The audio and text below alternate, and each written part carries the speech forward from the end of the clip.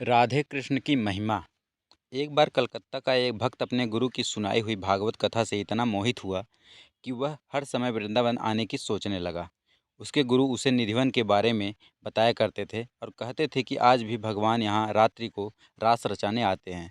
उस भक्त को इस बात पर विश्वास नहीं हो रहा था और एक बार उसने निश्चय किया कि वृंदावन जाऊंगा, और ऐसा ही हुआ। श्री राधा रानी की कृपा हुई और आ गया वृंदावन। उसने जी भरकर बिहारी जी का, राधा रानी का दर्शन किया, लेकिन अब भी उसे इस बात का यकीन नहीं था कि निधिवन में रात्रि को भगवान रास रचाते हैं।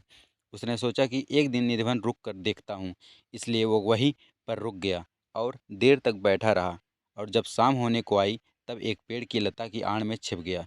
जब शाम के वक्त वहाँ के पुजारी निधिवन को खाली करवाने लगे तो उनकी नज़र उस भक्त पर पड़ गई और उसे वहाँ से जाने को कहा। तब वो भक्त वहाँ से चला गया, लेकिन अगले दिन फिर से वहां जाकर छिप गया और फिर से शाम होते ही पुजारियों द्वारा निकाला गया।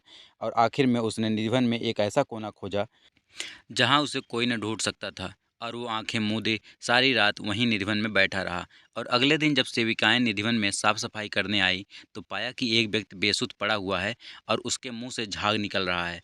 तब उन सेविकाओं ने सभी को बताया तो लोगों की भीड़ वहां पर जमा हो गई। सभी ने उस व्यक्ति से बोलने की कोशिश की, लेकिन वो कुछ भी नहीं बोल रहा था। लोगों ने उसे खाने के लिए मिठाई आदि दी, लेकिन उसने नहीं ली। और ऐसे ही वो 3 दिन तक बिना कुछ खाए पिए ऐसे ही बेसुध पड़ा रहा। और 5 दिन बाद उसके गुरु, जो कि गोवर्धन में रहते थे, बताया गया। तब उसके गुरु जी वहाँ पहुँचे और उसे गोवर्धन अपने आश्रम में ले आए। आश्रम में भी वो ऐसे ही रहा। और एक दिन सुबह सुबह उस व्यक्ति ने अपने गुरु से लिखने के लिए कलम और कागज़ मांगा। गुरु जी ने ऐसा ही किया और उसे वो कलम और कागज़ देकर मानसी गंगा में स्नान करने चले गए। जब गुरुजी स्नान करके आश्रम में आए तो पाया कि उस भक्त ने दीवार के सहारे लगकर अपना शरीर त्याग दिया था। और उस कागज पर कुछ लिखा हुआ था। उस पर लिखा था, गुरुजी मैंने यह बात किसी को भी नहीं बताई है, पहले सिर्फ आपको ही बताना चाहता हूँ। आप कहते थे न कि निधिवन में आज भी भगवान रास रचाने आते हैं, और मैं आपकी कही बात पर यकीन नहीं करता था। लेकिन जब मैं निधिवन में रुका तब मैंने साक्षात बाके बिहारी का राधा रानी के साथ, गोपियों के साथ रास रचाते हुए दर्शन किया। और अब मेरी जीने की कोई भी इच्छा नहीं है। इस जीवन का जो लक्ष्य था वो लक्ष्य मैंने प्राप्त कर लिया है, और अब मैं जी कर करूँगा भी क्या। श्याम सुंदर की सुंदरता के आगे ये दुनिया वालों की सुंदरता कुछ भी नहीं है। इसलिए आपके श्री चरणों में मेरा अंतिम प्रणाम स्वीकार कीजिए। वो पत्र जो उस भक्त ने अपने गुरु के लिए लिखा था आज भी मथुरा के सरकारी संग्रहालय में रखा हुआ है और बंगाली भाषा में लिखा हुआ है।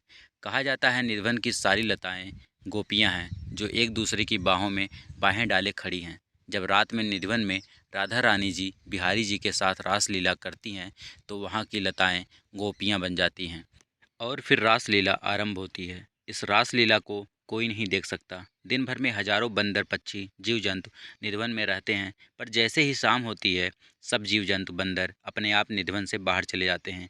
एक परिंदा भी फिर वहाँ पर नहीं रुकता। यहाँ तक कि जमीन के अंदर के जीव, चींटी आदि भी जमीन के अंदर चले जाते हैं। रासलीला को कोई नहीं देख सकता, क्योंकि रासलीला इस लौकिक जगत की लीला नहीं है। रास तो अलौकिक जगत की परम दिव्याति दिव्य लीला है। कोई साधारण व्यक्ति या जीव अपनी आँखों से देख ही नहीं सकता। जो बड़े बड़े संत हैं उन्हें निधिवन से राधा रानी जी और गोपियों के नुपुर की ध्वनि सुनी है। जब रास करते करते राधा रानी जी थक जाती हैं तो बिहारी जी उनके चरण दबाते हैं और रात्रि में शयन करते हैं।